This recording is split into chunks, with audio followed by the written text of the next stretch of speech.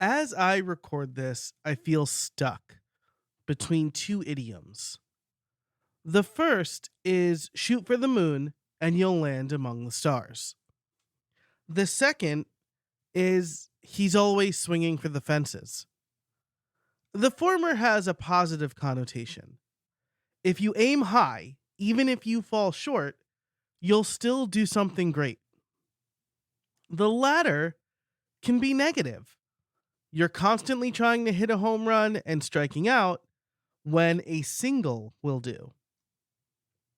Last year, I was pretty set on doing a daily podcast. I loved the idea of combining a daily podcast with a mini podcast to create a fantastic back catalog of podcasting tips for anyone at any stage in their podcasting journey. It also allowed me to experiment and really understand what goes into creating a daily show. The short, it's a lot of work. I'm going to share everything I learned with you in today's episode. Then you can decide if I was shooting for the moon to land among the stars, or if I was swinging for the fences and striking out.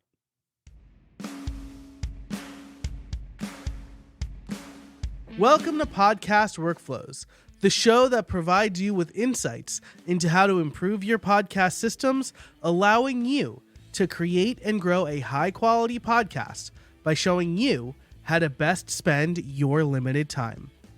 You'll get deep dives into how popular podcasters create their shows, industry news, experiments, and tutorials about automations, tools, and productivity.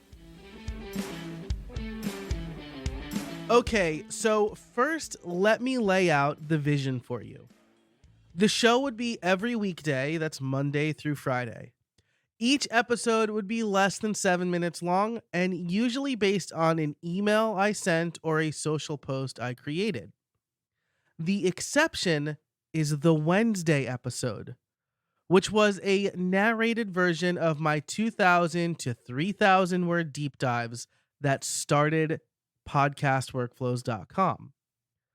I wanted those to be more produced with music, sound effects, and sound clips from the podcaster when possible. I think the Wednesday episode, more than anything else, is what set me up for failure, but we'll get to that in a bit. First, I want to tell you about my first lesson. And that is, you probably need more runway than you think. I launched the show with 15 episodes recorded. Given my cadence of 5 times per week, that gave me 3 weeks worth of content. Not bad, considering I could record 4 to 7 episodes in an hour. Except there's the Wednesday episode. That one, because of the longer script, higher production value, and more in-depth research, takes me around 2 hours to create. This actually works really well and falls right in line with the 4-to-1 ratio for production time versus finished minutes. So at least I knew I was on track there. What ended up happening was I'd batch 1 month's worth of mini episodes and then record the Wednesday episode the Friday before. That's not really ideal for the type of show I was trying to create with the schedule and workload I already have. In fact, in my deep dive on daily podcasts, I gave very different advice. I said the trick here is that pre-launch, I intended to record and schedule 40 to 45 episodes so that I'm at least 1 month ahead, 2 months ahead at launch, and then I'd record 10 episodes every 3 to 4 weeks. So what happened? Well, I got impatient and I launched the show early. That's right. I Leroy Jenkins'd my own podcast. Done is better than perfect after all, right? The other thing that happened is I didn't account for how long the Wednesday episodes would take, or really how quickly those episodes would dry up. Each of those deep dives takes 8 to 10 hours to research and write. I had 6, maybe 7 done when I launched the mini daily podcast. So between those and producing the show, I didn't have enough time to do it all. We were looking at 10 to 12 hours of work for one piece of content. And I planned this entire show in a vacuum, not considering other commitments I had. So while I was working with a good backstock of content, I didn't account for how long it would take to convert that content into an audio format. You'd be surprised how quickly you can burn through content when you're publishing daily. And that leads me to the second lesson. You need a lot of ideas. I had 50 episodes, thinking that's so much content and that surely I'd come up with more before burning through it all. And that was mostly true. Heck, I came up with a bunch of new ideas during podcast advent, right? Plus, with the deep dives, I could make each top takeaway its own episode. That's 3 top takeaways per deep dive, with, let's say, 6 deep dives done, which means 18 more episode ideas. But once again, even if that was the case, those deep dives, those Wednesday episodes, ended up being a problem. Between that and throwing out the bad, out of date, or repeat ideas, those 50 dwindled pretty quickly to 40, the total number of episodes I wanted to have recorded and scheduled pre-launch. I tell people who are starting a weekly podcast to have 20 to 30 ideas before they launch, because it allows them lots of time to gather feedback and come up with new ideas. Extrapolating that out for a daily podcast, you will need 100 to 150 ideas. Good ideas that you'll definitely use. You could still get away with recording 2 to 3 months ahead of time, but you would rather not be in a situation where you're reaching for ideas for a daily podcast soon after launching. This is almost where it works out better for a news podcast that's daily. I mean, sure, you have to record daily, but you also have stuff happening every day to talk about, presumably. Now, runway and idea generation were both miscalculations. Outside of those miscalculations, I made 2 crucial, completely avoidable mistakes. The third lesson and the first crucial, completely avoidable mistake is that it takes a team. I tried to go it alone, despite knowing the importance of having a team. All of my coaching clients and students who are listening to this right now are shaking their heads at me saying, Joe, you tell us all the time that you need a team. I figured since they were solo shows, I'd record and edit them myself. And with my Wednesday episodes, I wanted to record and edit the first few so that I could give my editor some direction on the edit. I wanted them to be a lot different from the edits he usually does for me.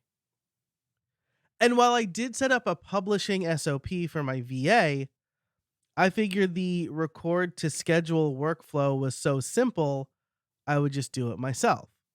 I literally did everything in Descript: record, edit, publish. But ambitious projects require help.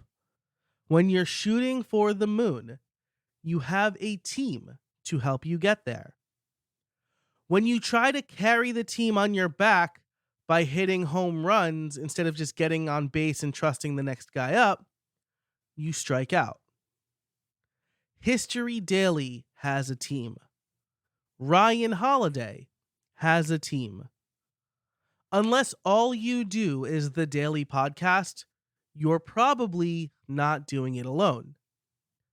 My other show, my flagship show, How I Built It, is a well oiled machine because all I do is record. I forgot that lesson with podcast workflows, which led in part to the second crucial, completely avoidable mistake. Don't create artificial bottlenecks. Me trying to do everything created one of the bottlenecks in my process.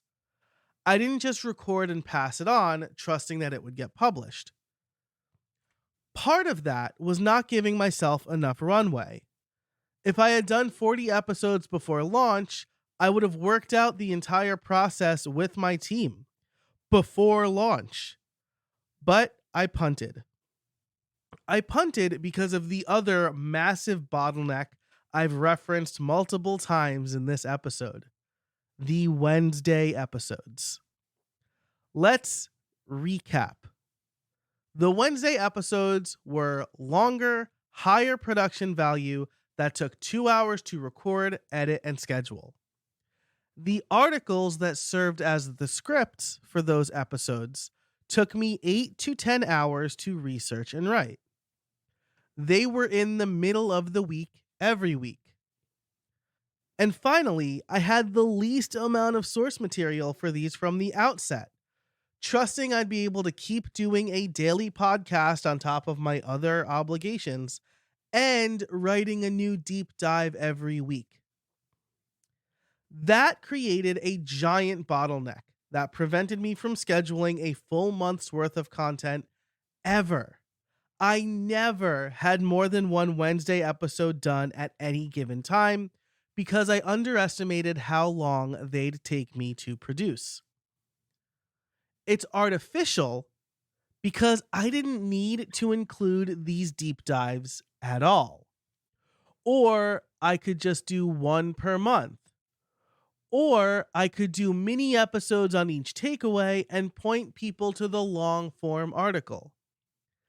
If we look at the original goal of doing the show daily, which was to create a fantastic back catalog of podcasting tips for anyone at any stage of their podcasting journey, the deep dives don't fit as well into that box. But I wanted to do them anyway. Maybe I was trying to be too much like History Daily or one of these other storytelling, deeply researched podcasts. But that led to issues very early into the experiment that I waited too long to fix. So, let's recap. If you're considering starting a daily podcast, which I still think is a fun project, make sure you keep these lessons I've learned in mind. Number 1, create way more runway than you think you need before you launch the show. Number 2, have 100 to 150 good ideas ready to record so that you're not reaching for ideas too soon after launch. Number 3, get help. Hire an editor or work with other people in your organization. And number 4, don't create artificial bottlenecks. You can always start slow and add or iterate to keep the show moving. So that's what I learned producing a daily podcast for 3 months. If you're wondering, so Joe, what do you think you could have done differently? Or, hey, what are your future plans for this podcast? Well, I make that information available to members of Podcast Workflows. You can head over to podcastworkflows.com/join to sign up at the $10 per month level to get ad-free extended episodes of all of my podcasts, regular newsletter articles, videos, and more. Again, that's over at podcastworkflows.com/join. Thanks so much for listening to this episode. I hope you enjoyed it. And until next time, I can't wait to see what you make.